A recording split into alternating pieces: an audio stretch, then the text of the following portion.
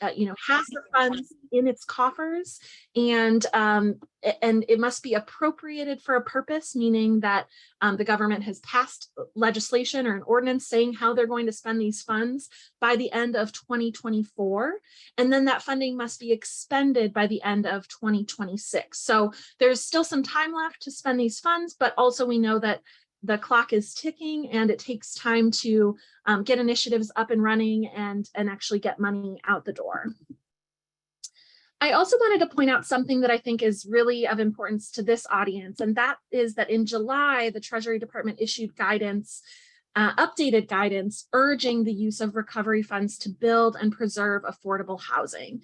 And so they made a couple of changes to the guidance to provide additional flexibility to use those state and local fiscal recovery funds to boost the supply of affordable housing.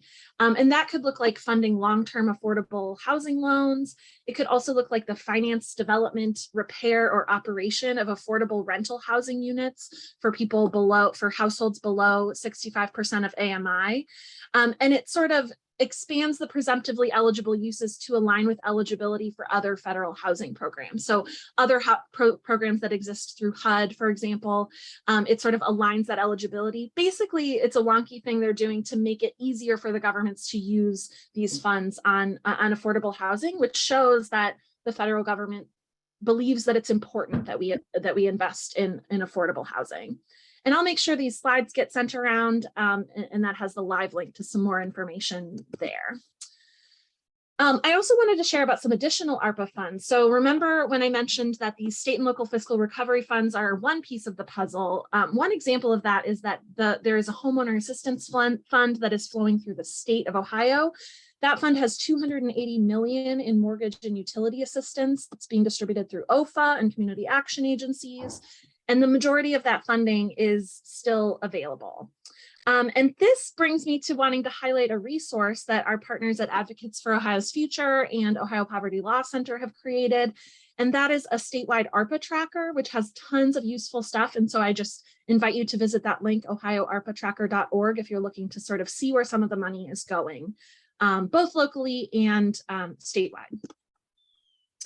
I also want to touch a bit on what's happening at the county with ARPA funds, because of course the city of Cleveland is part of Cuyahoga County, and this provides some important additional context. So the county announced their overall spending plan in March 2022. And again, I'll send around these slides with a live link, but the county has a full listing of both their proposed initiatives and things that have already been passed.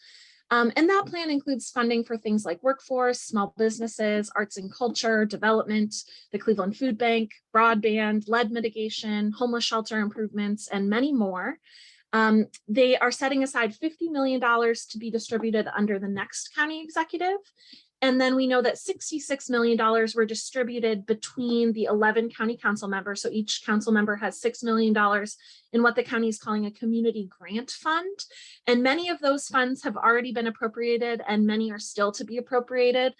And a lot of those funds are going towards things like municipal projects, parks, roads, trails, community centers. Again, you can see that full listing on the county's website. And then there's another $20 million that'll be distributed by Executive Budish. I wanted to specifically highlight some housing investments that are happening at the county. So there's $3 million in ARPA funds combined with $1.5 million in home funds to fund affordable housing gap financing. There is $700,000 in ARPA funds combined with $1 million in home funds for home repairs. $2 million to the county land bank for demolition of vacant and distressed suburban properties, and $1.5 million to the Home Repair Resource Center for the Challenge program. Additionally, there's $450,000 to the city of Bedford Heights, their weatherization program, and that's out of one of those community grant funds that a council member could make that allocation. I also want to talk a little bit about what's happening at the state of Ohio. So Ohio has allocated and begun to expend $3.4 billion of its ARPA funds. I want to note that through all of this, there has been no real opportunity for public input or a public process for these allocations, and it is a lot of money that's flowing through the state. They've provided significant funding for the unemployment program, for public safety, for water and sewer infrastructure, meat processing, dredge processing, parks and trails. We haven't seen any sort of significant health and human services allocations out of the state, and they have about 1.9 billion remaining to be allocated. And we at the Center for Community Solutions are working closely with our partners at Advocates for Ohio's Future, which is a statewide health and human services advocacy coalition, to advocate at the state level for more state ARPA funding to go to fund the basics, things like food, housing, and health. And again, if you visit their ARPA tracker, they have a full report that sort of outlines some of the things that they hope to see when the rest of these state dollars are allocated. So as I said, the Greater Cleveland American Rescue Plan Coalition is an advocacy coalition, and I wanted to share broadly what we are working on. We are advocating across issue areas for an equitable recovery. And so the issues that we are focused on are healthy and affordable housing, economic recovery, early care and education, behavioral and physical health, workforce supports, modern government and civic engagement, basic needs, broadband and technology access, and climate justice and public health infrastructure. And again, there will be a link there where you can visit the website and learn more about those specific initiatives. I also want to share some things we have coming up. On October 11th, from 4 to 5 o'clock, we will be hosting an ARPA forum with City of Cleveland leaders, including the Economic Development Director, Tessa Jackson, the Chief of Youth and Family Success, Sonia Pryor-Jones, and the Planning Director, Joyce Wong. And I specifically want to note that because following my presentation, Director Sally Martin is going to be presenting on the housing initiatives that are part of this current proposed docket from the Bibb administration and City Council. And the housing initiatives make up about half of that $100 million docket. But we're going to be touching on some of the initiatives that fall into the other half. So there are some important economic development initiatives, some early childhood initiatives, some arts and culture and neighborhood initiatives. And so we're inviting those leaders to come present about those, and it'll be a chance for the community to ask questions and offer input on how those funds are implemented. And then on October 26th, we'll be hosting a digital inclusion forum from 1 to 2. And I'll just also include links to our website and a place where you can subscribe to our newsletter, 5 Things You Need to Know, which is a great place to stay up to date on what we have going with the American Rescue Plan Coalition. And so with that, I am going to stop talking and turn it over to Director Sally Martin. I'm just sharing an agenda of what you can expect between now and 2. But our next speaker is going to be Director Sally Martin. She has been the City of Cleveland's Director of Building and Housing since February. And in that role, she oversees code enforcement activities and construction permitting, and also works on key housing policy issues for the city. She previously served in the housing director role at the City of Euclid, and she will be introducing us to the city's housing proposals out of this docket of ARPA spending, and also sharing more about the city's ARPA process. And so with that, I'm going to pass it over to Sally. Thank you so much, Kate. I really appreciate it. And just a slight correction, I was the housing director for the city of South Euclid for 14 years, a separate municipality from Euclid. And one of my colleagues, Keith Benjamin, is actually going to be monitoring the chat today. So very happy to have him here as well. So there's a lot of money at stake with ARPA, and the Bibb administration is taking this extremely seriously and has developed a vetting criteria for any and all proposals that come in for ARPA. So my goal today is to acquaint you with that process, how it will work in the city of Cleveland, and then let you know what's being proposed in the first round of funding only for housing initiatives. So there are other things being proposed, and as Kate said, she's going to be having a forum in about a week to tell you more about all of that. But our focus today through this forum is going to be only on housing initiatives. So one of the early moves of the Bibb administration was to set up a Center for Economic Recovery. And this is a team of people who are vetting all of the ARPA proposals that come in either internally from priority leads, which you'll hear more about, or externally from other partners. So the goal is to be strategic. The goal is to be intentional and very transparent. So nothing will be done in the shadows here. You know, everything is going to be out in public, and we want to get input from our partners. And we have taken the input from our partners already under consideration. And I think that's what you'll see with the 3 proposals that we're putting forward through ARPA. So these are the individuals that are part of the Center for Economic Recovery. So as you can see, it's some members of the cabinet and also members of city council, not city council members, but their staff. So they're also sitting on this committee, as is Brad Whitehead, who's a consultant and a senior fellow with the Brookings Institute. So a great deal of thought and care went into the vetting team. And we internally have to pitch to them as well. Next slide, please. So the process as proposals come in, and it could be a project lead, and I am a lead for housing, or what the bucket they're calling Housing for All. We develop the framework for each of the priorities, and then we pitch them to the Center for Economic Recovery, and the center assesses the proposals using an evaluation guide. Then they can recommend proposals for one of the funding docket rounds. So we're having our first funding round now. We will have multiple funding rounds until these funds are expended or allocated. So then we will go to the center, make our pitch. They may kick it back and say you need to do more work on it. And they're a pretty tough crowd, I have to tell you. The first pitch was not easy. They had a lot of criticisms of everything. And then we would come back to them with strengthened proposals, and then they run it through the partners to make sure that this meets with the stringent requirements of ARPA. And then it has to go to City Council. So no matter what the BIB administration wants to do, City Council gets the final vote in how these funds are expended. Next slide. So the evaluation of all the proposals go through these different buckets. Strategic alignment. Does it align with the fundamental priorities? Does it have measurable outcomes, clear metrics to advance these priorities?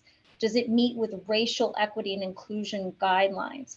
Does it have a great community impact? Can it improve the lives of many citizens? Global competitiveness. We want to distinguish Cleveland from everybody else and making sure these are unique proposals that are really going to get to the heart of the issues that we're facing here. And also financial leverage is a huge part of this. You know, how can we take these funds and leverage them with other partners, with financial institutions? You know, what can we do to magnify these funds to get more out of them? And also longevity. We don't want these funds to be once and done. We want them to be evergreen. We want them to continue providing value into perpetuity, or at least for many years. And also environmental sustainability. As with everything in the BIB administration, everything goes through the lens of environmental sustainability. Next slide, please. So for docket 1, which is what is currently being proposed to council, there's 102.5 million proposed. So that's obviously 33% of the remaining funds, which are 310 million, when you take out the amount that was used to help fill budget gaps. And of this docket 1, what we're seeing is that 6 of 10 priority areas designed for ARPA have been touched. So housing being half of this money, because obviously the BIB administration recognizes that housing issues come to the top all of the time and critical needs in the city. We all drive the city. We all see what needs to happen. There's still blight remaining. There's still people who can't afford to fix their houses. There's so many housing insecure people. These funds need to push the needle and help. So the leverage goal with the money that's being proposed, we're trying to leverage and get leverage matches for $25.6 million of this money. So we've had some conversations with outside funders, and it's going quite well. So we're hoping to meet that. We're expecting to impact about 284,700 residents with docket 1. Next slide, please.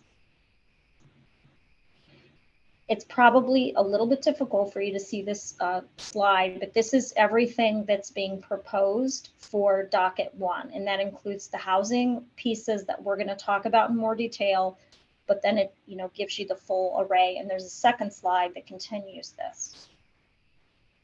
If you want to, yes, there it is. Okay, next slide, please, Kate. So I want to do a little bit of a deeper dive in the three, well, there's actually 4 proposals for housing that are being presented to council now. And I know Chip just said, I just saw that this one was up today in the finance committee, and you're correct. Housing gap was brought to us by so many partners as a desperate need, and we all know it. We need more affordable housing, and this is something Kate's touching on in her initial remarks. We are proposing $35 million in housing gap funding. And this is going to look different depending on what the needs are. So this could be an affordable housing project that was in the pipeline already, that was just looking for some gap money to get moving, and it's shovel ready. This could be a developer who wants to work on a part of Cleveland where he can't get loan money and can't find any funding to make the project work, because the project will not sell for what the money, that has to be put into it, whether it's a rehab project, whether it's new construction. So this will plug the gap. So it's to provide grants or an equity stake in projects to incentivize the renovation and construction of affordable workforce housing projects, mixed income, and market rate projects, although only 10% of the funds would be market rate product. Everything else will be affordable. So it could also be, as we stated, rehab of existing structures. So we see this need all over Cleveland, certainly, especially on the east side and the southeast side. We are facing a challenge. We are not seeing loan activity on that side of town, and we desperately, desperately need to fund housing development. So next slide, please. So the home repair fund is sorely needed, desperately been awaited by so many of our residents, and we are proposing $10 million for this. And that would be to create a network of new grants, deferred loans, and low interest loan funds for home repairs to close the gaps of existing programs. So right now there are programs funded through CDBG, through our CD department, through other partners, but it's not encompassing everything. And so obviously we need to put more money on the street. We're certainly hoping to leverage this money. We're certainly hoping also to entice lenders to do a better job of meeting this desperate credit need that we have in our city. So this could look like a loan loss reserve fund that leverages these $10 million, but we also know that the need is desperate for grants, and some of our vulnerable populations especially just simply cannot find any money to do home repair projects. Next slide, please. The developer acquisition rehab loan pool is proposed at $5 million. And this is to create a revolving loan pool to provide low interest capital for small, mostly minority contractors and CDCs looking to rehab structures in places where private banks typically don't provide financing, and also to acquire these properties. So what we often see is that out-of-state investors are swooping in with cash and buying up everything they can find. And so some of our folks are there's no competition. There's no way for them to be competitive. And in fact, I've received a lot of calls about this.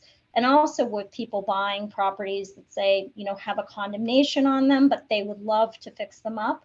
And right now their only opportunity is to go to a hard money lender that will charge a double-digit interest rate, and then make it very, very difficult for them to be competitive in a cash market. So this is supposed to, in theory, bridge that gap. We believe it will. We also are looking to leverage these funds, and we have received quite a bit of interest at leveraging these funds. So we hope that will be a very positive story going forward if council does give this their approval. Next slide, please. The Opportunities CLE Fund, which is a Opportunity Zone product, which is a civic loan fund designed to promote inclusive and thriving neighborhoods by supporting real estate and business development projects in low-income communities in Cleveland. We plan to contribute $7.5 million to the Opportunities CLE Fund, which will also have a housing impact in addition to a commercial impact. So this is just an overview of a few of the pieces that touch housing that are being promoted to City Council, with the hope that they will approve of these. And so I'm hoping I gave you a little bit of clarity on the administration's position on this, and the desperation to meet these needs in the community and do them in a way that is going to be evergreen and sustainable for the future. So what my goal today is to listen to our partners, as we always do, to hear what your response is to this, and also to get your ideas about what's missing. This is just the first attempt, the first funding round. There will be more. And so this does not exhaust what our plans are for housing, but we certainly want to hear more about what our partners need and want, what's needed in the community, and where these gaps are, and how we could fill them, not only in this round, but future funding rounds. So thank you. Thank you, Director Martin, for that presentation. And just so folks know, you will have a chance to ask questions. You can type your questions as they occur to you in the, are we asking folks to type them in the chat box or the Q&A? I think it's the Q&A. So you'll type those questions in the Q&A, and we will get to them at the end of the panel.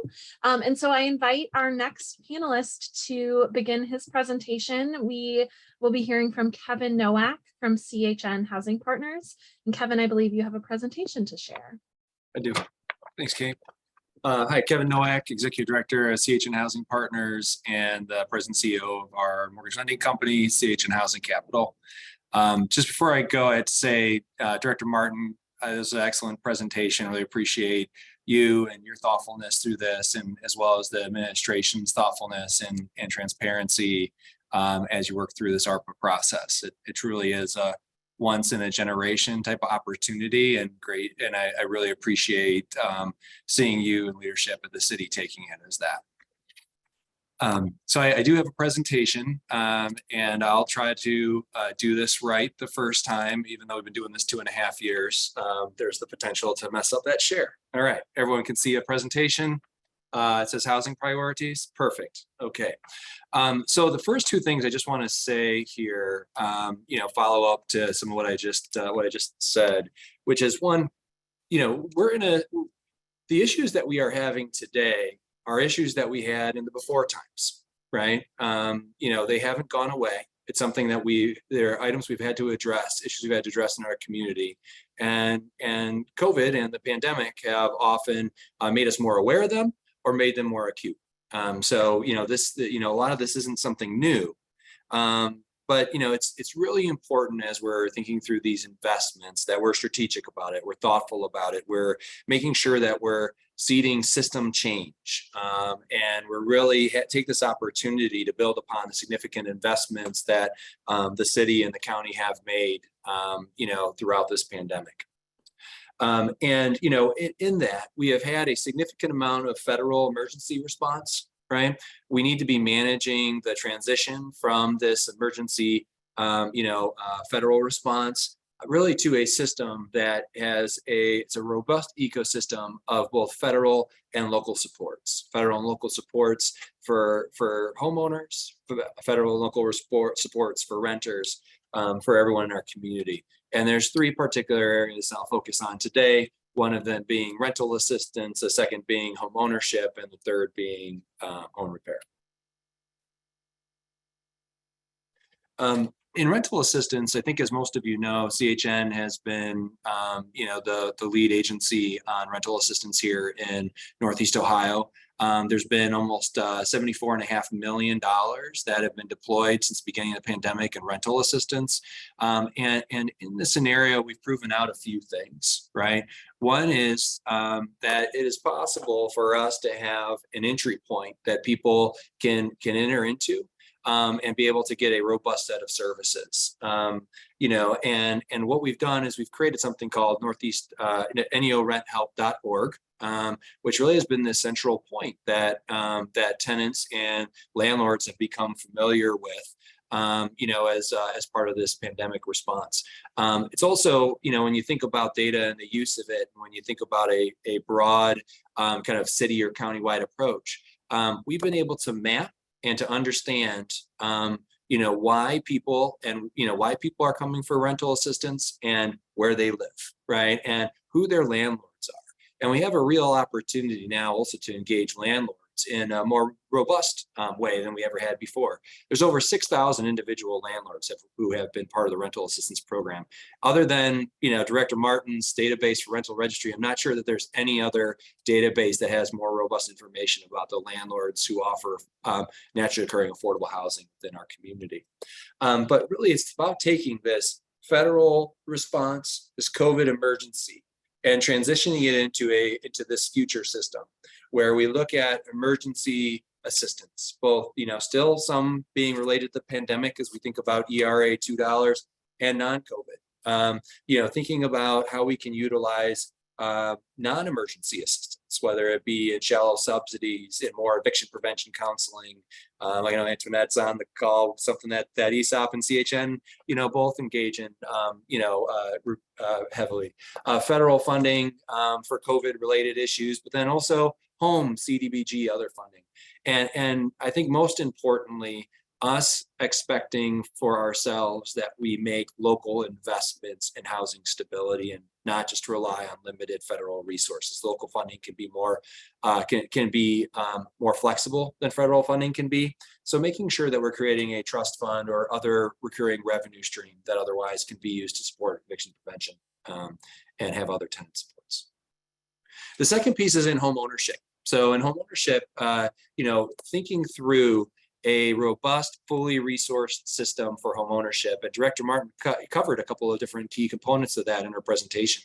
One of them being home repair, one of them being access to capital for developers to be able to engage in the acquisition rehab that we need to see at a much larger scale here in Northeast Ohio. And there's really 4 components, all of which could be supported, through ARPA. One of which is purchase mortgages, right? Those traditional home mortgages, but those being more flexible, whether it be direct capital for those mortgages or it be in the form of a loan loss reserve, providing greater access to people to be able to buy homes, better access to capital.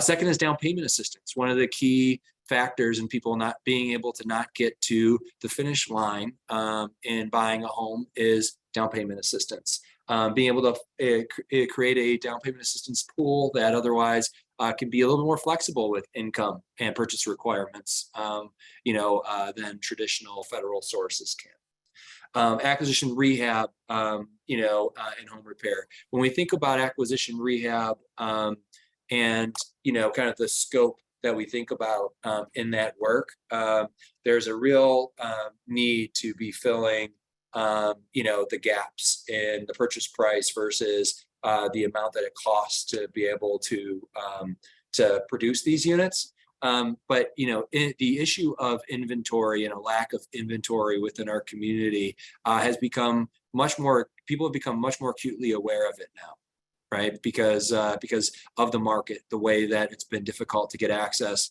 to basic housing inventory to be able to purchase a home. We need to create more. And finally, home repair, really creating a kind of a flexible pool of dollars that allow for us to help low moderate income homeowners and maybe even landlords be able to improve homes.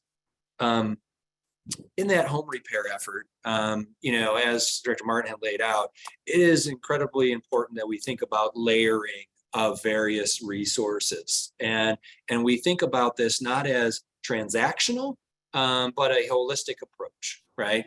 Thinking through, how do we provide resources that are grants, deferred mortgages, must pay mortgages, the resources we can use between government and non-governmental resources for each, further engaging philanthropy, in loans and grants, making sure that as we're approaching home repair, we're not just looking to the easy resource, but also thinking about the current resource, but other ongoing resources we have, like weatherization and lead resources. Which in that model really leads us to, with a fully resourced model, a whole home approach to home repair. right? Which allows for us to use dollars like ARPA dollars to remove barriers to be able to improve a home more holistically. So imagine a world where, you know, someone has a hot water tank that otherwise needs to be repaired. They call someone because they need that repair. And you know, someone comes out, evaluates that entire home, and then is able to say, well, you know, Miss Smith, you know, you have this you have this hot water tank needs to get addressed, but you also have this leaky roof. You have water penetration in your basement. You could use additional insulation in your walls, and then is able to bring instead of that acute need, that one investment. You know, you change that $5,000 investment to a leveraged investment of $20,000 to $30,000 in that home, which makes, you know, Miss Smith's more stable in her housing. You know, improves the quality of home. It helps to improve the values of the homes in the community when you take a kind of coordinated approach on it. So that's a lot for 5 minutes, Kate. You were very generous and not cutting me off when I would be on. So thanks, everyone. Thank you so much for that, Kevin. And now we'll move to Antoinette Smith, who is the Director of Housing Counseling for ESOP, Empowering and Strengthening Ohio's People. And Antoinette, I'm going to turn it over to you. Thanks so much, Kate, and hello, everyone. I wanted to come as we start discussing plans for the ARPA dollars and trying to figure it out, just the what we're seeing currently and what the need is. And so what our agency has seen is that a lot of our clients are looking for home repair, as Kevin had just mentioned, and then different housing options. One of the things that's not addressed in the ARPA dollars is transition assistance. And so a lot of our clients are older adults. And so I think there needs to be a plan in place for transition assistance, because so many of our seniors that we work with are having to come across market rate rents that are just unaffordable, or that there are no senior housing available at all, or there's a long wait list. And so that has been a big challenge of ours. We're also seeing a lot of people who are in need of the home repairs. Now, there are some, of course, home repair programs and things that are out there, but one of the things that the counselors or our agency, and I'm sure other agencies get frustrated with, is that being unable to find a clear solution for the client. So we go through this whole holistic approach with their budget and making sure they're tapped into what's affordable to them. But then when we get near the finish line, again, there is, no help there. I know we had talked about, and Kevin mentioned about rental assistance, as well as mortgage assistance. And so, of course, there is $50 for mortgage assistance and utilities assistance. And so we here receive calls, at least maybe 30 calls a day in regards to utility assistance.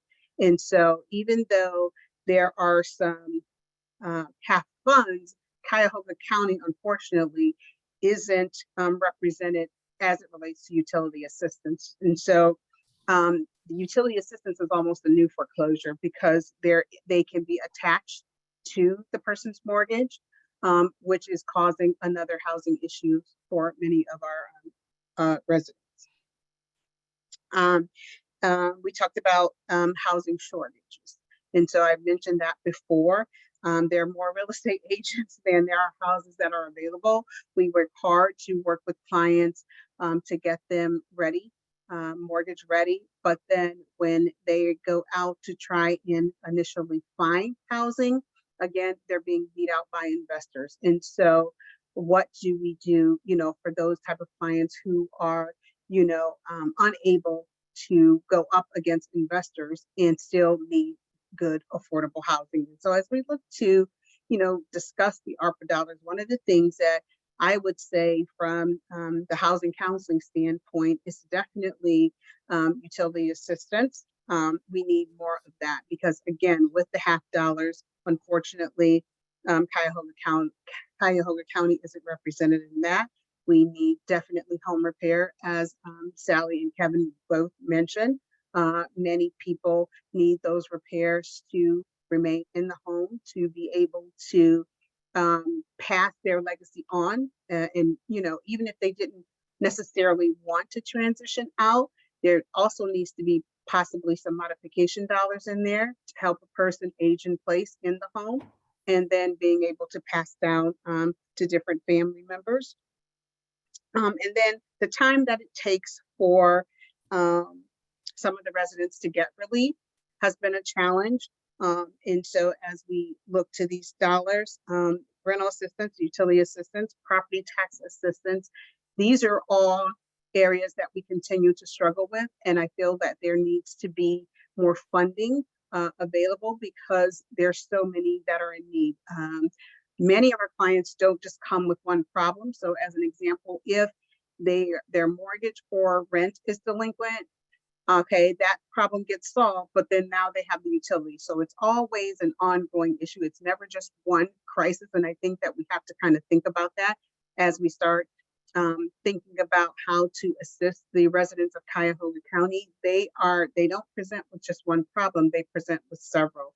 And so I'm hoping as we look at these dollars, they can look at it in that way, so that there is just not just one. And I know we've broken it down, and I liked Kevin's model in terms of being able to assist them in each stage and not just one. And so that's what I would say, coming from the perspective of the counseling, housing counseling agency, and how to use those ARPA dollars. So thank you so much. Thank you so much for that important perspective, Antoinette. Thanks for sharing. Next, I'll pass over to Zach Germaniak from Slavic Village Development. He's the Director of Neighborhood Stabilization. Zach. Thanks, Kate. And I have actually set my timer for 5, so I'm going to do my best to keep us on track.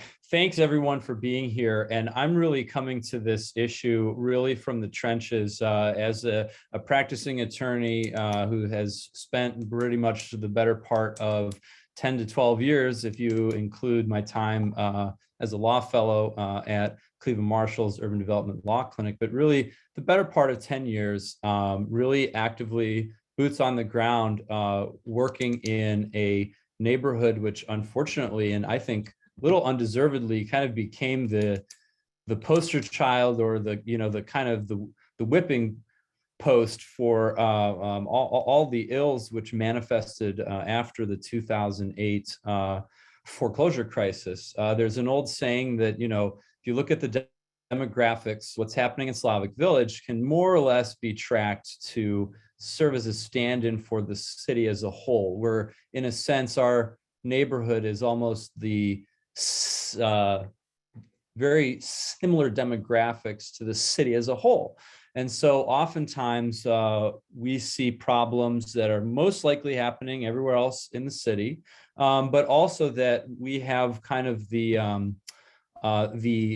added approach of, in many ways, being on the cutting edge when it comes to solutions to that. I think that I want to echo everyone's comments with regards to the Director Martin. I think it was an excellent outline of where the city is currently at, and understanding that there are a lot of things that have already been allocated, but there are also other things that have not been. And I really appreciate the opportunity to kind of share a practitioner's perspective, being in housing court sometimes multiple times a week, seeing, working with clients that certainly meet the profile as described by my colleague Antoinette, who we have worked on some cases together. So I absolutely understand exactly what you're talking about when you say that clients present with more than one issue. I think in some regards, I'm just going to keep my comments brief as to what we've kind of experienced as housing advocates, particularly on the legal end of things, for consideration kind of as we move ahead with this ongoing process of really allocating properly for these ARPA dollars. And I absolutely echo the sentiment that this really is a once in a generation opportunity for us to get it right. So I think really on the front end, I really want to emphasize at the start the importance of providing the necessary wraparound services for those households that are struggling and do have multiple issues. I'll give you kind of one case example. A homeowner, low to moderate income, there's money available to do some rehab work. It's not necessarily an access to capital, but the one barrier happens to be access to insurance, because no qualified contractor is going to go onto their property and do the kind of work necessary if there's no homeowner's insurance policy. I think that is something that does need to be looked at. As much as access to capital is a crucial component, I would just also urge that, you know, there are other things that are involved in the home repair process beyond one entity writing a check and having a qualified contractor coming out. And although I would say that, you know, that process, I think is off to a good start, I would just emphasize that there are many households, low-income households, low to moderate income households that while they may have a roof over their head, some of the kind of the necessary supports and structures are not present.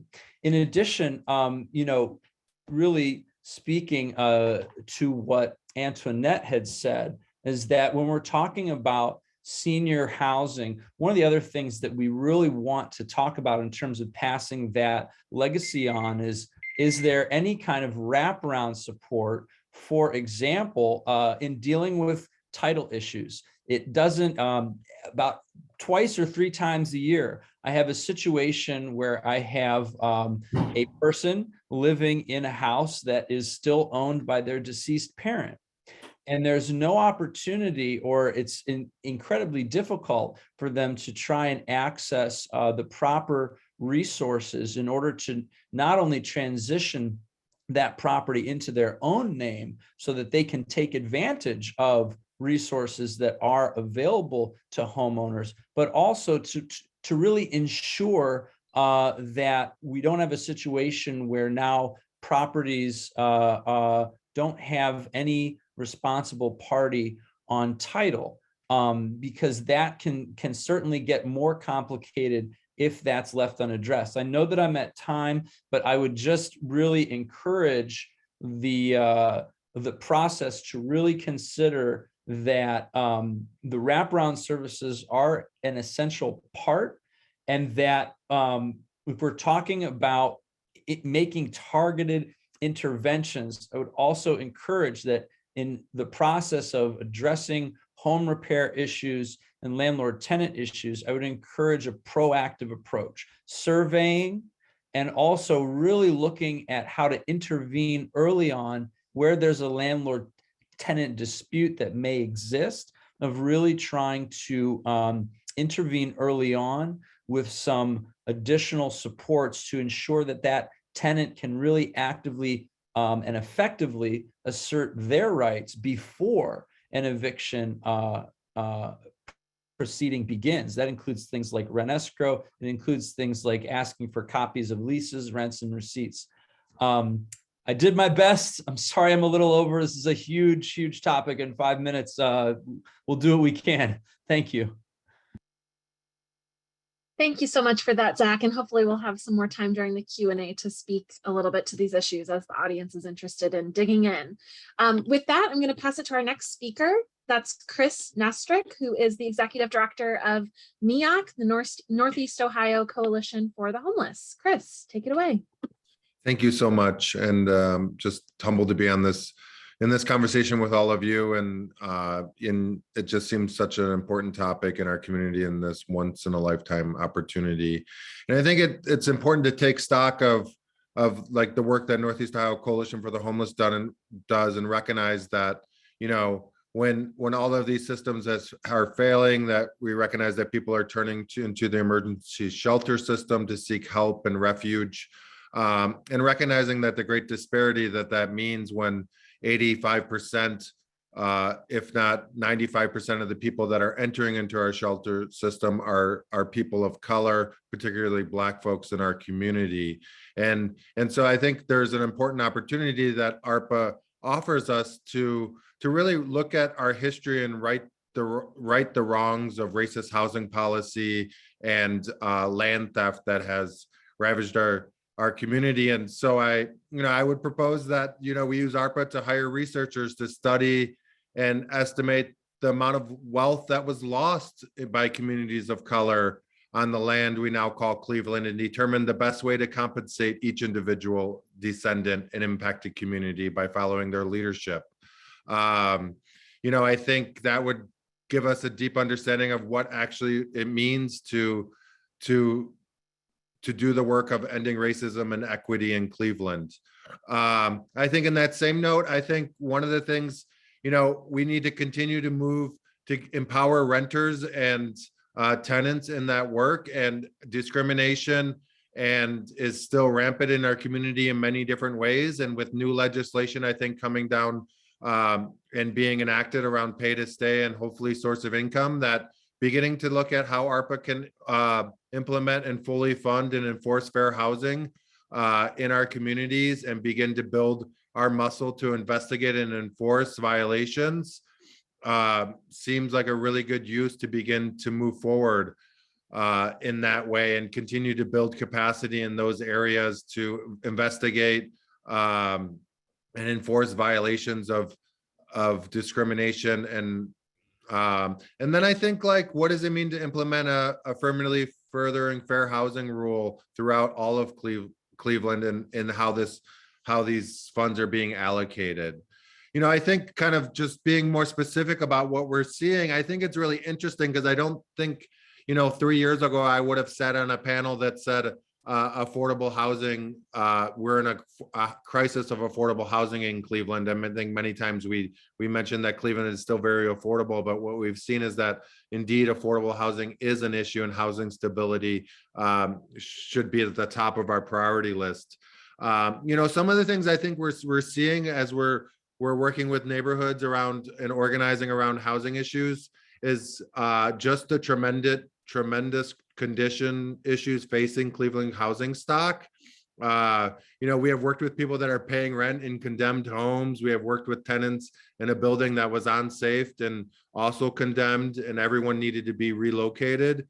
And I think there's very few resources available for people to relocate out of buildings. And so I think we really need to look at what funds are available in our community and are left unspent to provide emergency assistance for people to relocate out of these buildings.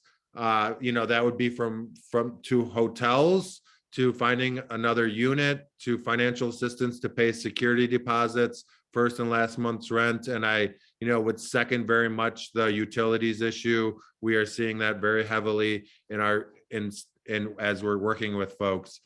And I think with that, that needs to be available for us to, build capacity in code inspection, receivership, and repairing homes. I think we hear a lot about that, but I think I've heard Sally, the director, talk about kind of moving forward on code inspections, but I think we really need to have something in place where we're able to support the tenants that are there and be able to safely relocate to a safe home. And so building capacity in that sense feels really paramount right now with what we're seeing in the Cleveland housing stock and just the pretty deplorable conditions people are living in throughout the city. I think one of the things I would really want to name is like we would really want to, and we've heard the need from the people we work with of continuing to build more permanent supportive housing with wraparound services in our community. In recent years, the city of Cleveland and the county have made admirable strides in investing to reduce the population of chronic homeless people living on the street. But I think what we've seen because of the financial and mental health crisis wrought by COVID, that we really need to utilize ARPA dollars to continue to move forward on our plan to end chronic homelessness. And I think kind of, I don't want to say, I would just go through these very quickly, but I think one of the unique opportunities that I think NEOC would see with the use of ARPA dollars would be to save and allow the residents of Euclid Beach Mobile Home to remain in their homes. The current residents want to remain there, and ARPA dollars could be used to support the building of a resident-owned community and expand economic opportunities for homeowners in manufactured home communities. And I would just kind of, any type of shallow rent subsidy is really important, and I think we need to offer that. I've heard that many times already. And I would just say on the homeless front, the continued striving to fully decongregate homeless shelters is important and needs to make sure that we accomplish that by the end of this funding. There's lots of data and information out there to show the success of having decongregated spaces, both in achieving affordable housing. And I think the other thing that I would say on homelessness, I know shelter, but that we really need to begin to think about funding a non-congregate LGBTQ plus shelter in our community and what that would take to make that happen. We are the epicenter of the murdering of Black trans women in our community, and so many trans folks don't feel comfortable going to shelter, and other LGBTQ identified people, and just really knowing that as particularly young adults are experiencing homelessness by being shunned by their families, that how can ARPA be used to really kind of build, to move us out of the binary and build a safe place for young adults and people that identify as LGBTQ to have emergency shelter. And so I would end it there. 5 minutes goes really fast. But, I'm thankful for the time and being able to speak here. Thank you, Chris, for that presentation. We'll pass it to our final panelist here before we go into the Q&A, what I assume will be a robust Q&A. We will be joined by Ed Stockhausen, who's the Senior Vice President of Advocacy and External Relations for Cleveland Neighborhood Progress. Ed, take it away. Ed, we cannot hear you. This better? Thanks.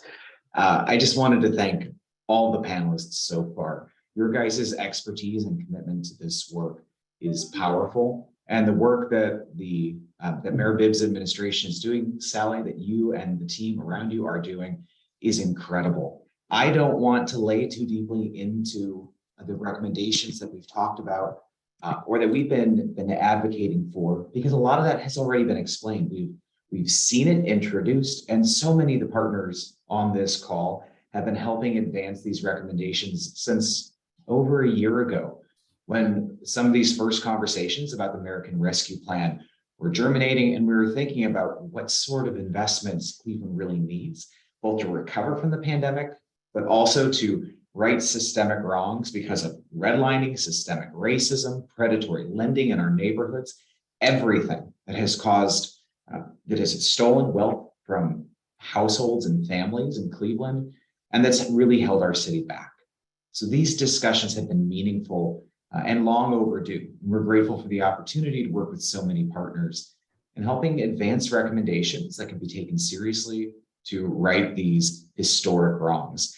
In that vein, there are three categories where Cleveland Neighborhood Progress has been working with our partners at community development corporations across the city of Cleveland, and with other partners like CHN Housing Partners and Enterprise Community Partners to advance what we think would be historic investments that would lead to transformational change.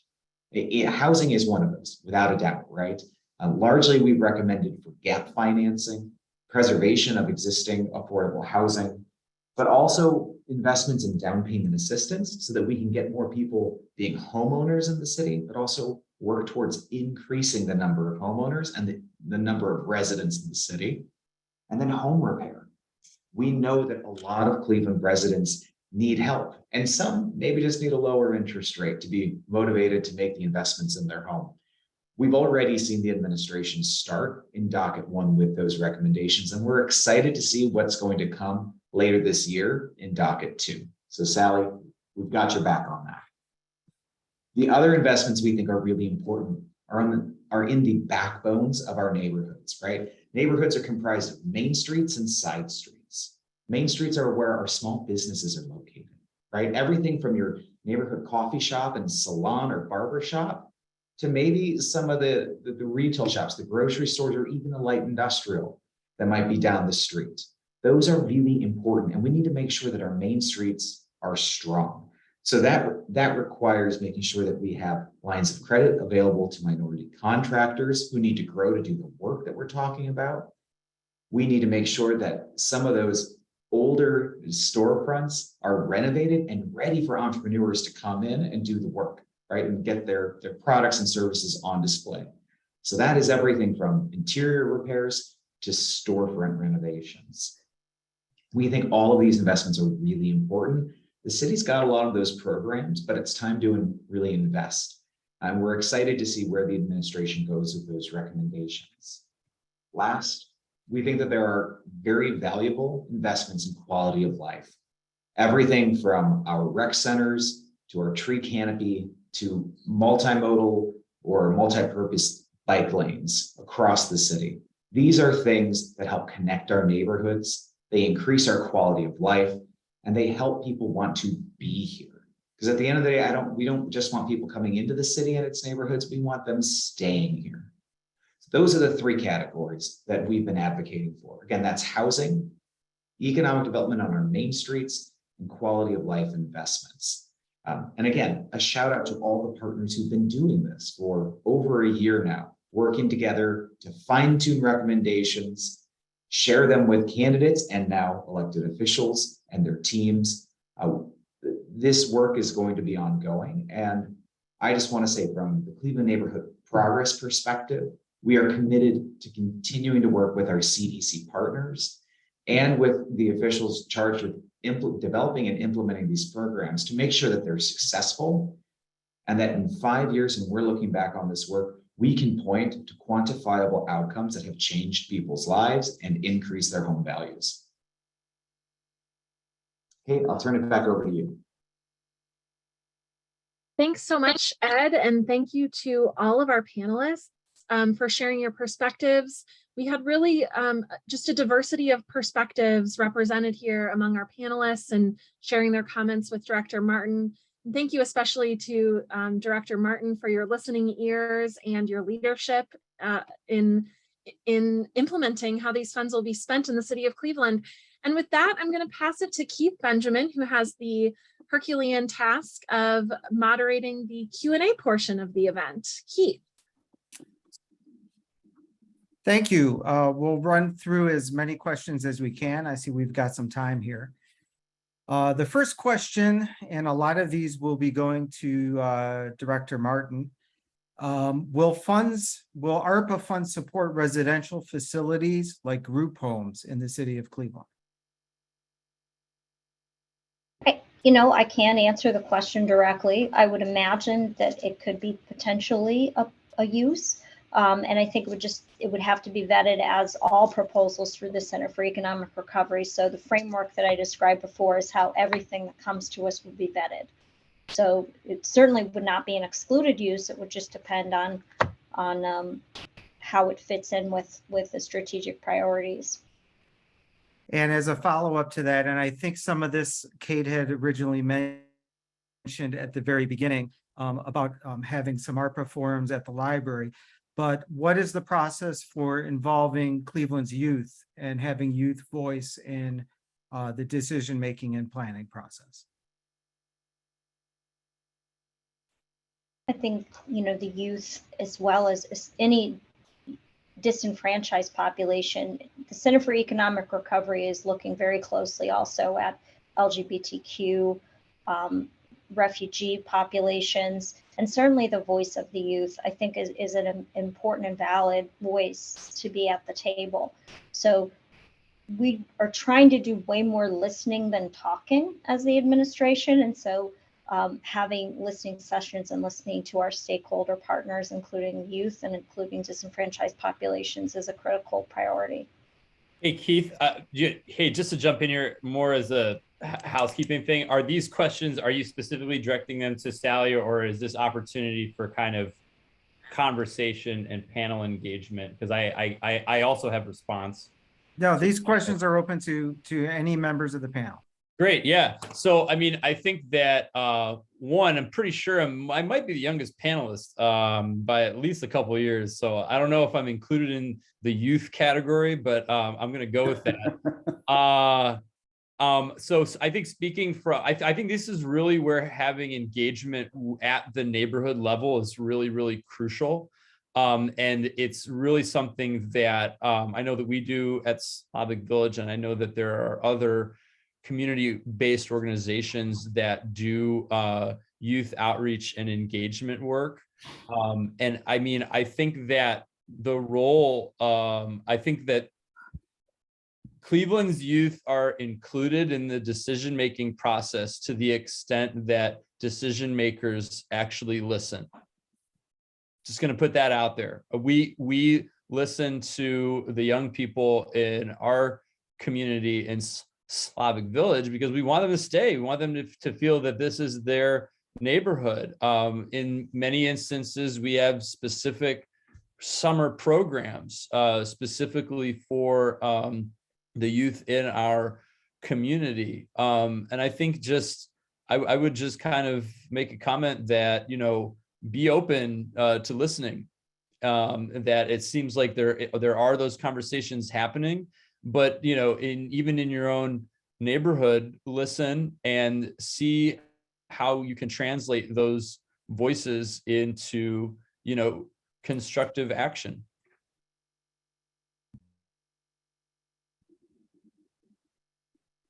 Thank you, Zach. Any other comments on that?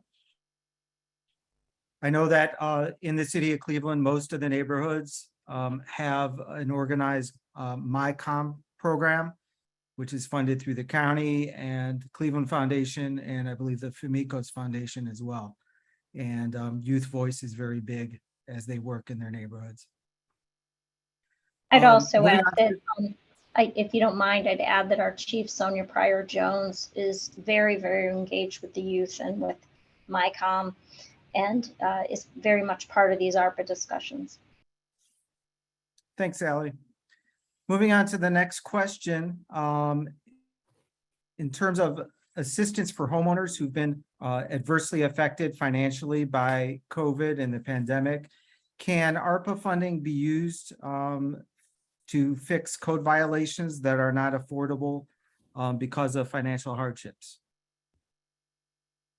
That is the 100% intent of the home repair funding pools that we're proposing to council, that we hope will get approved.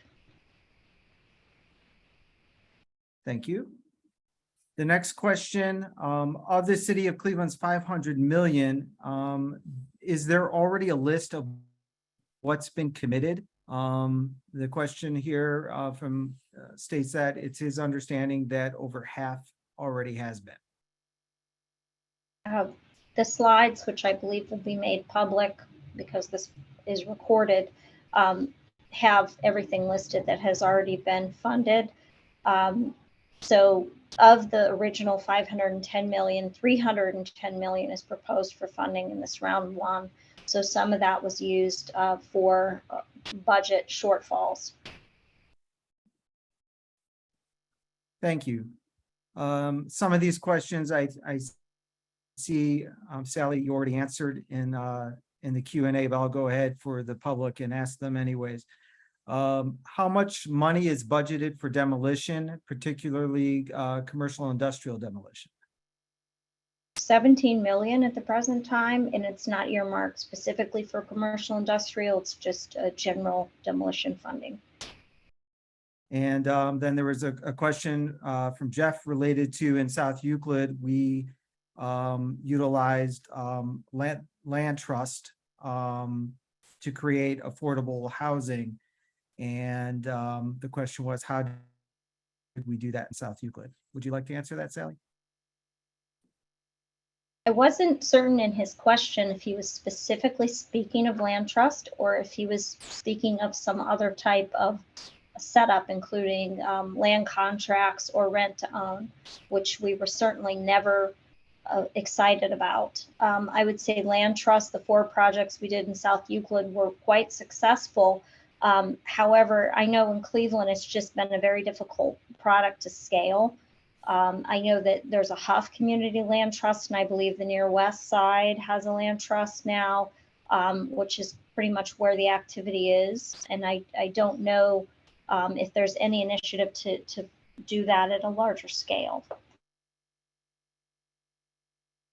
Oh boy, I have so many comments. I will do my best to keep it brief. I've been a long time advocate for community land trusts and for housing alternatives or alternative housing models, I guess we could call them. And that advocacy is largely informed by my experience as a housing lawyer in Slavic Village, where kind of goal number one, kind of burned into my brain is, how do we prevent 2008 from ever happening ever again? And what kind of things do I need to do in my service area to make sure that we don't see that happen in Slavic Village ever again? And one of the things that I've always kind of looked at really kind of from a legally kind of academic standpoint is, how do we make things like community land trusts and other co-housing arrangements work in a low to moderate income setting? Because I think most of the accepted wisdom is that CLTs really work best to preserve affordability when you already have reached a certain level of market condition. And I think when we're trying to kind of adapt a lot of those principles to the vast majority of areas in Cleveland, I would say, are primarily working class or low to moderate income. And so there are a couple of additional factors I think that go into play with that, particularly if you want to ensure that these projects are actually controlled by residents themselves. And it's not some kind of parachuting kind of in, here we are, the gods of housing knowledge, and you will listen to us and do what we say. But rather, I think one of the benefits of the CLT model is that it really does have to be resident led and resident owned. And that's where things I think really shift away from the bricks and mortar, really towards a more community organizing approach. One of the interesting pilot projects we're doing in Slavic Village is we're looking at formally incorporating some of our block clubs. So basically transitioning these from informal associations of neighbors to actually state recognized unincorporated nonprofit associations that have sets of bylaws that really kind of help to elevate these particularly informal associations to a point where they can start getting comfortable with some of the background stuff that you need to have on board if you want to execute a CLT and really have it be successful.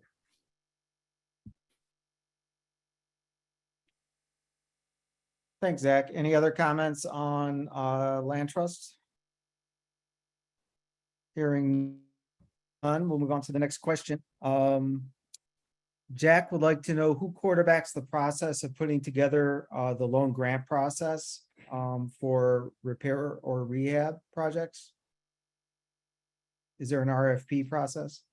There will be an RFP process. That is, once council approves the funding for that use, there would be an RFP process, which of course, we would certainly be talking to stakeholders as well about setting that up and making sure that there's no unintended consequences with the way that program is designed, because we want it to work well.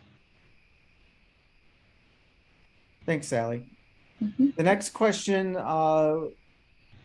came during Antoinette's presentation from ESOP. And it's a question regarding remediation and that there has been funding or is funding for lead remediation in housing.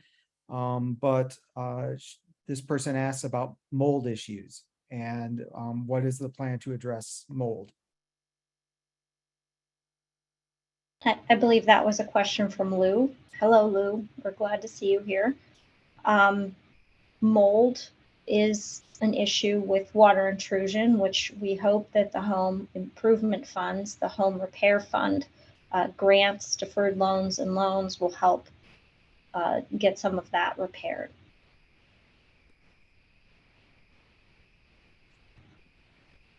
Thank you.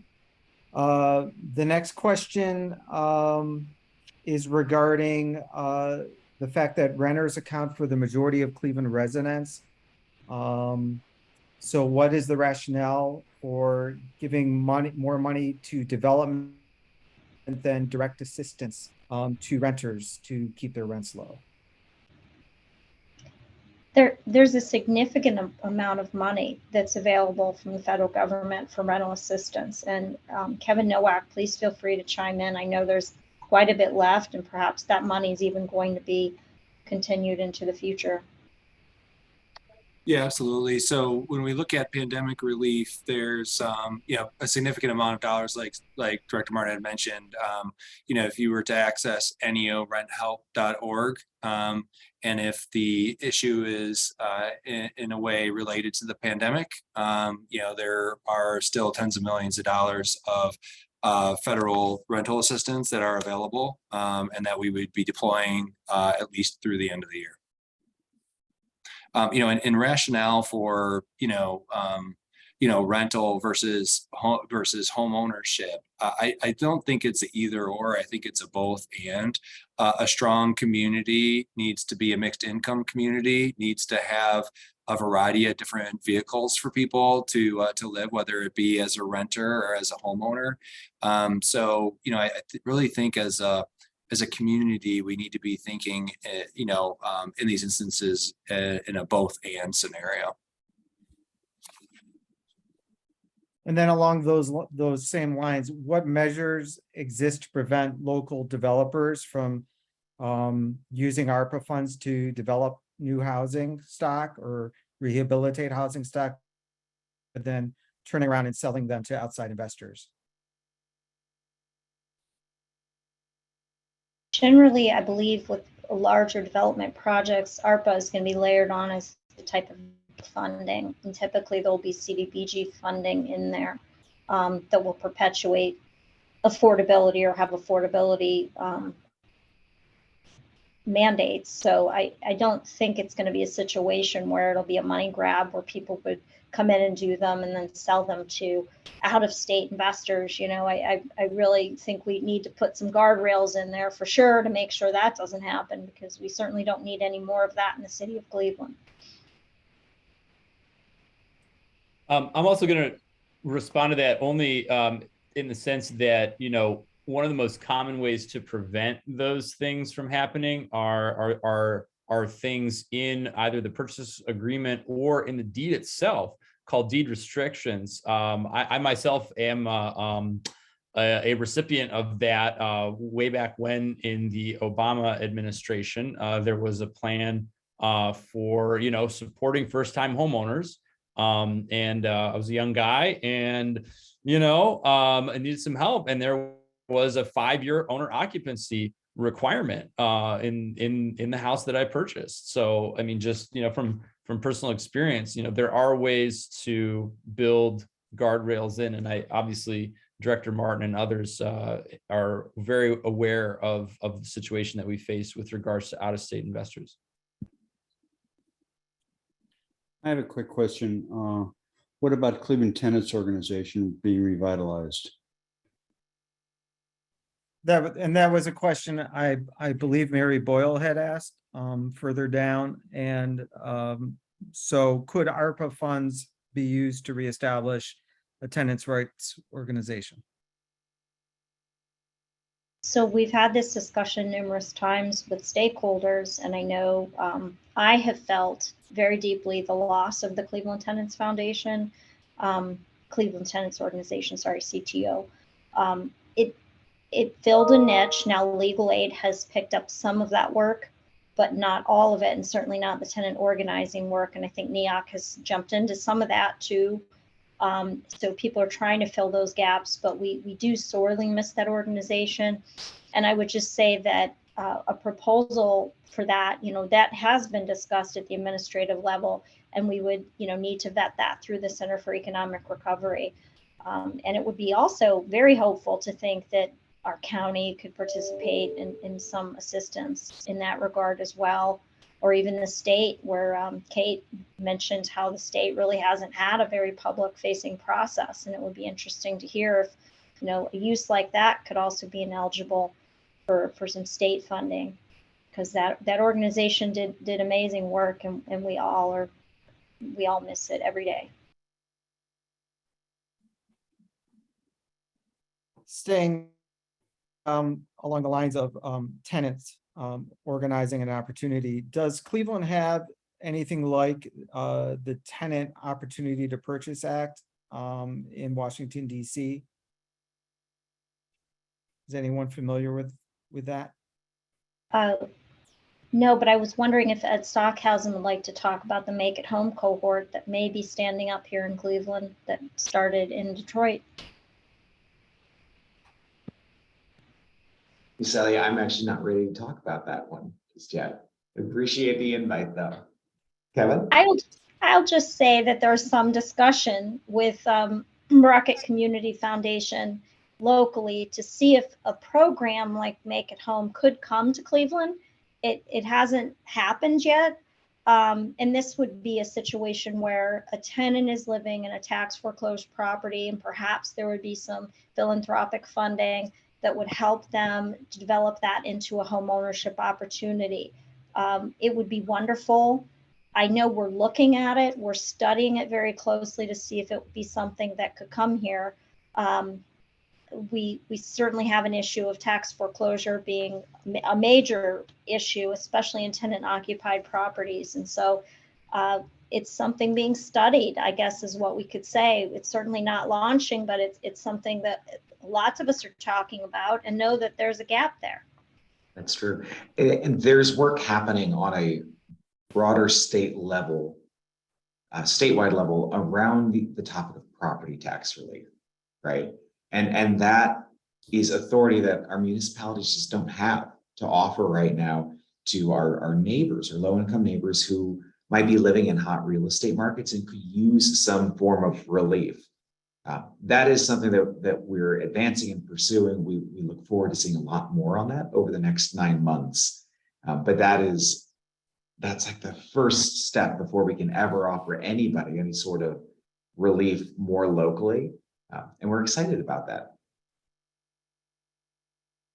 Yeah, the Make It Home programs helped. I think it's over 1,100 renters become homeowners in the city of Detroit. So it's the way that it's been established there. And if we can replicate, as Ed had said, some of the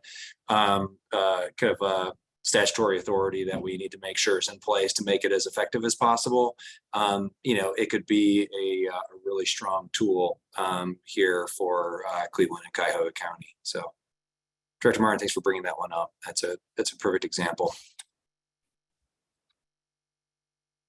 In terms of, again, restoration of housing and new housing, will renovations be required to meet any sustainability benchmarks, LEED certification? I believe the standard that the city uses is Enterprise Green for city subsidized projects. Correct me if I'm wrong. One of you who works frequently with the city, yes. Yeah, that's a typical standard. I would one of the things that I would suggest, and I think the city is right on with kind of standards it's using, is there's a careful balance between a LEED certification, which adds a significant amount of cost to an individual improvement by the virtue of its standard and the cost benefit for that particular household and the overall pool of dollars that we have. So establishing a standard like enterprise green does make a lot of sense.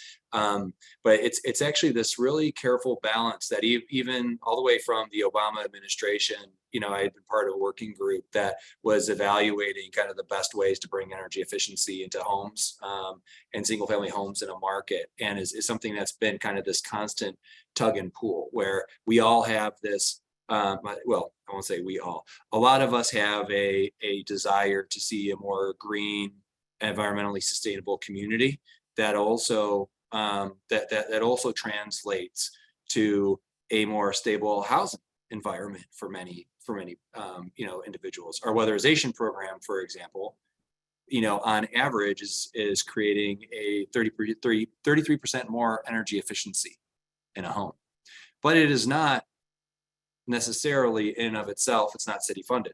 It's not in itself necessarily meeting enterprise green or LEED standards. So there's a lot to consider there. Thank you. Moving on to a question about ARPA funding to fund emergency shelters and homeless shelters. What pot are these funding dollars, ARPA dollars, coming out of? Is it a housing or is that Health and Human Services?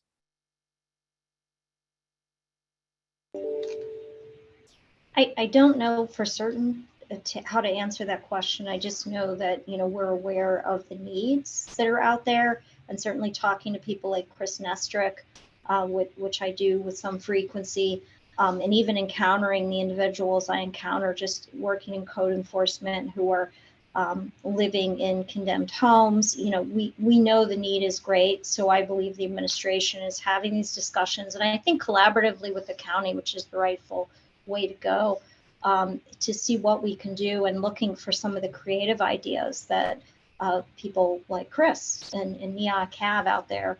I think we'll find a way to put some of these through, regardless of what bucket they end up in.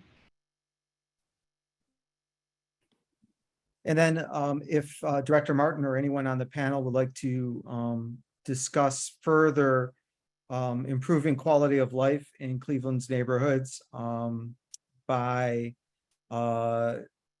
bulldozing the condemned homes. I believe there is something in the chat that there are 3,500 condemned structures. And I know, Sally, you had talked about a survey that is that's currently being conducted. The reality is we don't know exactly how many structures fundamentally need to be raised at this time.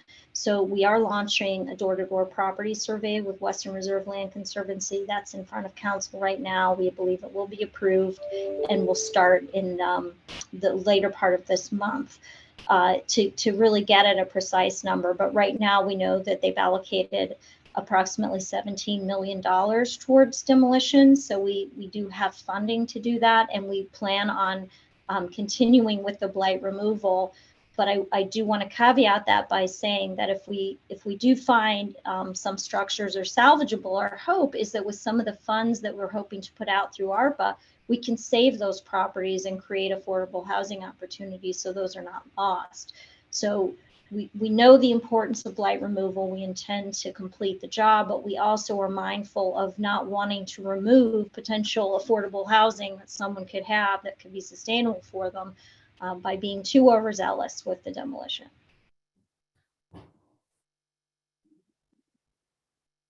Moving on to a couple questions regarding financing and gap financing of projects. Can funds be pulled together to underwrite gap financing? Sally, is that something that could potentially be funded through the Opportunity Cleveland Fund? we anticipate that a lot of funds will be layered together to create projects. So it would not just be simply ARPA, it could be other pots of money that the city has or other money that people are able to get, LIHTC money, for instance. So as with most municipal projects, you know, that are funded, they're always layered. There's a capital stack. And I'm assuming that tax increment financing and the utilization of TIFs could also be potentially a part of a redevelopment package. Correct. And certainly the city has tax abatement as well. Thank you. The next question is regarding to the historic racism and redlining, and how will ARPA funds be targeted? Will it be geographically? Will it be based on income? Are these HUD ITA neighborhoods? Well, the evaluation criteria for every project includes a racial equity and inclusion lens. And certainly we know where most of the issues are in Cleveland, and the areas that have the LMI areas, communities of color that have had historic redlining, for decades, and the funds will likely, a lot of the funds will end up in areas of the greatest need, and that's intentional. We don't want to spread them like peanut butter. They really need to go where they're most needed, and that's the intent here. And using the racial equity and inclusion lens in everything we do is the highest priority. Okay, moving on to some newer questions. Bruce writes, I assume new programs will have to be created to implement many of these concepts and ideas with new hires to administer the programs. Do we know what percentage of ARPA is the city of Cleveland anticipating to spend on administering these programs? No, we don't have a solid figure for that. What I would tell you, though, is that with these housing proposals, every one of them will have an RFP attached to have an external partner administer them. Some portion of the gap funding will be administered in-house for projects that are already in the queue, in the pipeline for funding, but the majority of what we're proposing for this first tranche of housing will all be administered via an RFP for a third-party partner or partners to help us get those funds out very expeditiously. Thank you.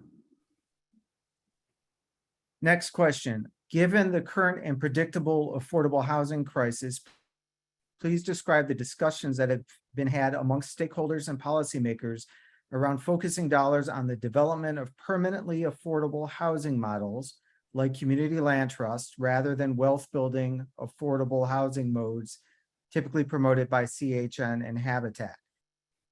We talked a little bit about this earlier. In particular, has there been any movement on the ideas to shift focus of the city and county land banks from being a tool for raising home prices to a pool available exclusively for affordable housing development?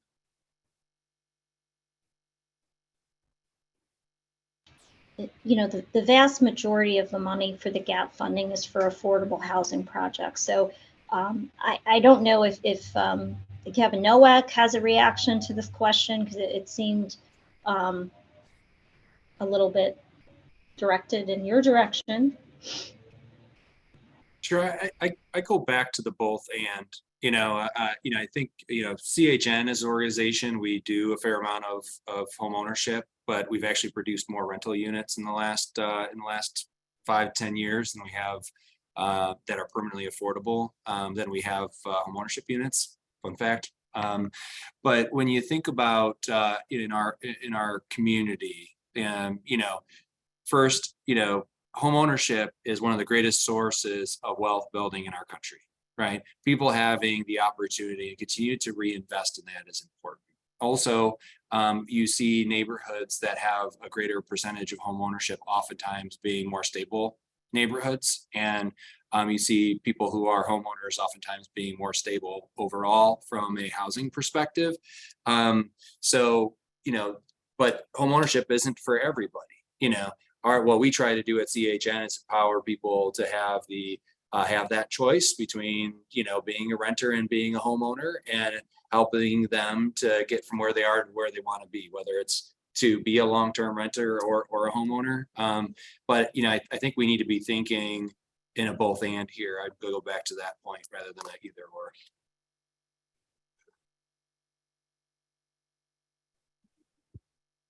Thank you. Question from Christina. The speaker from Cleveland Neighborhood Progress mentioned that they continue to be interested in promoting economic and residential development in order to raise home prices. Historically, they and other organizations have promoted these policies and investments as a form of trickle-down economics. For each of the speakers, do you see a role for these policies to raise market prices in our future, or do you see changes in narratives and goals needed? Thanks, Keith. So I'd like to tackle that one first. I don't know that it's fair or accurate to say that we advocate for raising housing prices. What we are working towards is neighborhood revitalization. And that means stabilization of home values, right? Because the worst thing that can happen is Mrs. Jones, having bought her house and raised her family in one of our Cleveland neighborhoods, and then we fast forward 3 decades and suddenly her home is worth less today than it was when she bought it, right? That means not only did she not make money, she lost money. And that home, as so many other people on this call have said, that home is the way that in America, most people build wealth. So that when she's ready to leave that home, what we want is a strong neighborhood, right? One that has, because of its commercial elements, because of its residential elements, that those home values have been stable, and probably over the course of decades, the home value has been increasing. So that when she sells that home, maybe that's her nest egg, maybe that's her retirement. That's the thing, right, that she has wealth in. So it is not accurate to say that we are advancing policies that increase home values. What we want for people is stability in knowing that when they invest in a Cleveland neighborhood, it's a good investment for their life and for their family, for everything about what they're trying to do. That's what a strong neighborhood should be. And what we know is that there have been national and just regional problems. So then that they've been systemic, right? It's everything from redlining to predatory lending that have robbed people of opportunity. That is what we are fighting. I invite anybody else to respond at this point. Sure. So yeah, I mean, I encounter this, I encounter this question from time to time in my work on the ground. And if I'm paraphrasing or if I'm repeating it correctly, there was, mention made about, interventions in the housing market to repair and create new housing as a form of, I think what they're trying to get at is probably some kind of gentrification angle that, we're just here, building up houses and that we're not really addressing any of the other issues. I'm pretty hypersensitive to that, considering that I do a lot of work in court and, doing work in a neighborhood like Slavic Village, where, to Ed's point, absolutely getting annihilated by out of state, really speculative investments. That, I mean, look, here's how it works, right? You pump a bunch of money in terms of your subprime loans in 2008, right? And you cause a market crash, right? So then you set up your second corporation so that when the property hits, being able to buy a house for $500, you can then swoop in with your hedge fund and your private equity and snap everything up.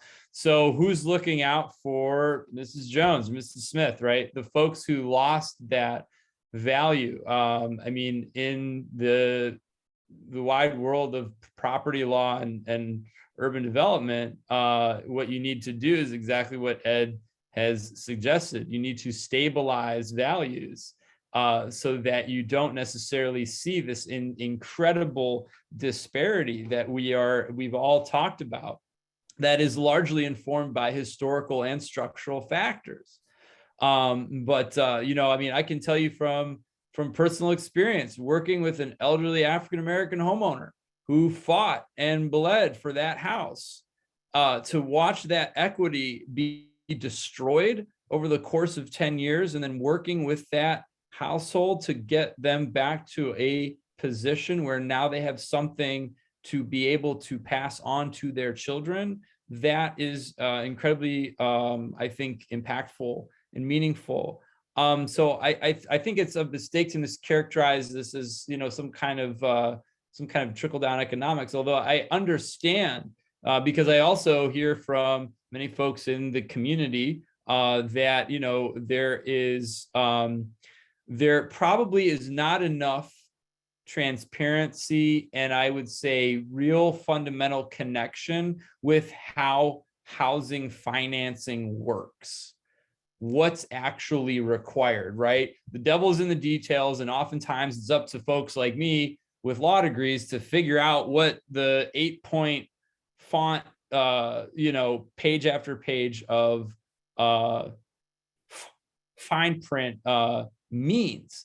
And so I understand that there is sometimes confusion as to how projects get structured and things of that sort. What I would offer, though, is that one, that this is a very community-centric process. Again, I think that Director Martin in her presentation, right from the outset, understanding that the new administration has really, I think, centered trying to do things a bit differently, and really trying to center the community and allocate resources on the basis of need. I think that needs to be encouraged and reinforced. And I think that overall, what we're trying to do, or at least when I say we, I mean the work that we do in Slavic Village, and I think speaking on behalf of many of our CDC colleagues, particularly working in areas that were hard hit, like Slavic Village, like Union Miles, like Collinwood, like other areas in the East Side, is that we literally are trying to rebuild from close to zero. And so, I think looking at it from that perspective, and again, I might have just a different perspective based upon the work that I've done in Slavic Village, is that when you're working to rebuild from zero and you're kind of starting from scratch in many ways, to try and create supports and stability where prior there was none, that I think that is a different set of circumstances than the hypothetical that was kind of presented. Things are not uniform, and I would concur with both Ed and with Sally that there are long-standing historical and structural barriers that we're trying to overcome using the tools that we have. Just one, I guess maybe two follow-ups here that I have. One is, I just want to echo a lot of what Ed had said in terms of approach to neighborhood revitalization. And, when you're thinking about a non-functioning market versus a functioning market, and that means people are able to buy homes, people are able to rent homes. That doesn't, you need to have a certain level of stability of values and increasing values within a community to do that, as Ed and Zach had laid out, right? The thing, that oftentimes gets overlooked, but that Ed and CNP don't overlook, and they do a very good job in doing a both and, is let's talk about neighborhood stabilization. Let's talk about functioning real estate markets. Let's see those values increasing. But let's also work very hard to make sure the policies are in place that otherwise protect those who have been there before, right? So when you think about, for example, tax relief, property tax relief for people who have been living in communities that otherwise see increases in rents, who otherwise could be displaced, that, being thoughtful in a both and approach, like I think that CNP have been, in particular, is important. Because again, we got to be able to walk and chew gum at the same time. We got to get to a both and as we work very hard on stabilizing all of our neighborhoods, right? Seeing all our neighborhoods have functioning markets, working equally as hard to ensure the supports that need to be in place is something that I know has been a great area of focus. So. I would just like, I think the question is asking us to be visionary in some way, and that like really believing like what is the narrative shift when housing is a human right in our community, and recognizing that like when housing is provided to everyone, and everyone has a safe place to call home. I think, yeah, I can appreciate the fact that we live in a capitalist society and like we still live in a place where like housing is a commodity, and it's a commodity in Cleveland. It's bought and sold, and people generate, like the people that are making money off housing in Cleveland are not historically redlined communities, right? And I can appreciate all of that in the question. And I do think like, I don't know if I'm the, but I do think we need to shift our narrative and how we understand housing, and how housing is provided to the folks that are living in shelters, and how we make that as accessible as possible without a doubt. And that narrative needs to shift from, from the halls, from city halls to all of our offices to the streets of Cleveland, that housing is a human right and it should be provided, and we should find how to make it accessible as possible, and recognizing at the same time that we might need new goals and new narratives and new ways to achieve that. And that's what NEOC is really trying to do. And I think so much of that is trying to understand the root causes of what's going on, and I think, yeah, so I can appreciate that like housing is a commodity and it's bought and sold, and I would say that is wrong. But I'm sitting from where I am in my own particular work and what we're called to do here, which is different than other folks. And but I do appreciate the question.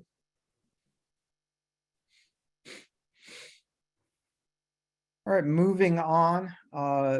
Jay writes, think of support to affordable housing as a three-legged stool. 1 is new development, 2, support to rental and owner-occupied preservation, and 3, requiring investment-owned income property to comply with the municipal housing code. This panel has referenced numbers 1 and 2 during the discussion, but how about number 3? How can we as a community help the city implement an aggressive and effective standard of quality housing on the part of investor-owned properties? Now, Jay, you're talking about code enforcement, and it's my favorite topic, and I could talk all day about that. We have a very aggressive plan to crack down on that. And actually, Jay, you are helping us because we are working with you on the Shaker Moreland properties, which is a wonderful little learning lab for us to figure out how we can test out more of a proactive approach to going after some of these invisible landlords who are out of state and out of the country. So it is my highest priority. One of the things that we're doing too is we have a little brain trust going of people who are working on different pieces of legislation to propose to our city council to help make code enforcement more effective in Cleveland, because as you know, times have changed. The code enforcement that we were doing 40 years ago is no longer effective today. So we need new tools in the toolbox. And one of the people on the panel, Zach Germanek, is right there with us, helping us every step of the way as well. So once again, you know, we take a team approach to everything. We listen to our stakeholders, and whoever has a better idea, we're all ears. And I think together we're the ones that are going to solve this issue.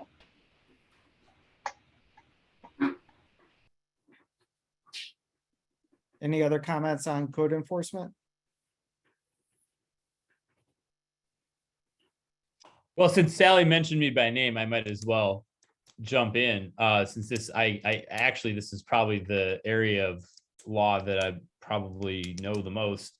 It's essentially very much related to nuisance abatement, you know, work in general, which is what do you do when you have properties in your neighborhood or on your street that are you know, in very serious states of disrepair, and now all of a sudden they're vacant and they've been flipped 5 times to 5 separate LLCs, none of which are based in Cleveland, and they're not owned by humans anymore. And now they're just basically a set of numbers on someone else's balance sheet because they're taking advantage of 1031 exchanges, which, you know, if you really want to go down the rabbit hole, we can go down the rabbit hole. But suffice it to say, for general purposes, we exist now in a post-2008, post-COVID environment where not only are we dealing with a rapid, dramatic rise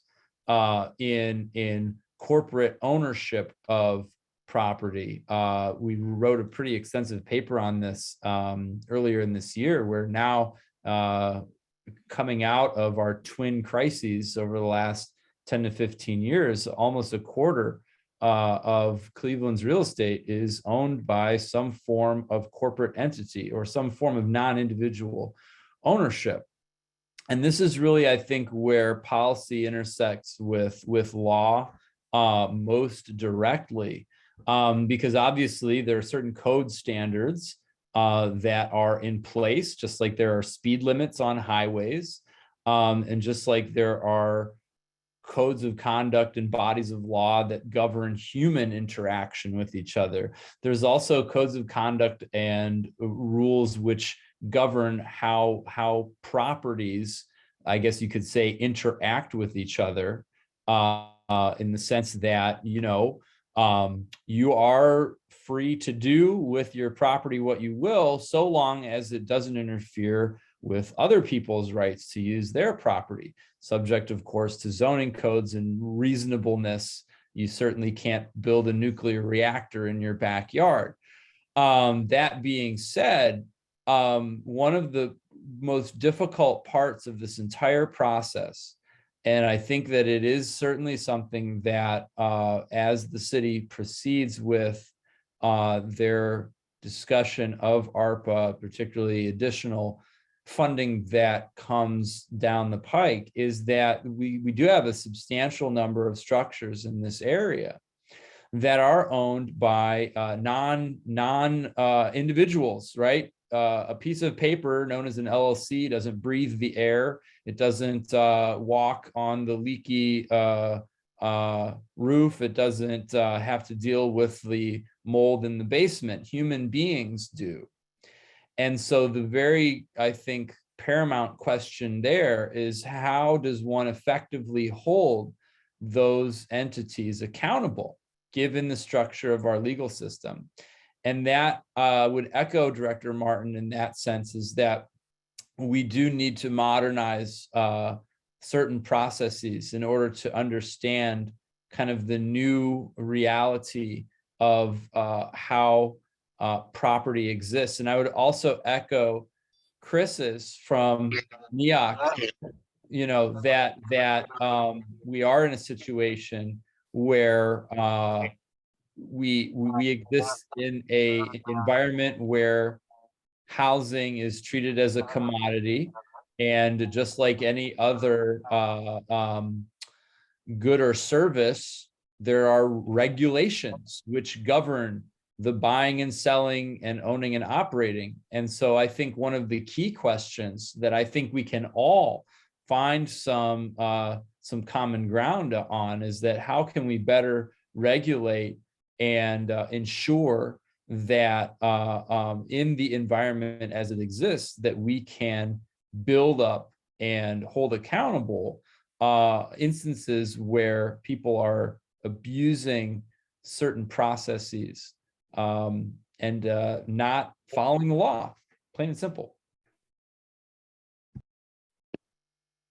Keith, I think maybe one more question and then we ought to call it a day. There are several questions asking about the process for distributing ARPA funds. And We what the all timeline have a is going hard, forward. not to interrupt, but most of us have a hard stop at 2. So unfortunately, we're probably going to have to wrap it. Okay, well, thanks, Keith. Thanks, Sally. Thanks to all of our panelists. This was a great day. I think this is one of our largest turnouts we've ever had. And there's obviously a lot of interest in ARPA, and we'll keep following this issue as it emerges. And hopefully not everything in America is a commodity. Thanks so much. Appreciate it. Bye-bye. Thanks, everyone.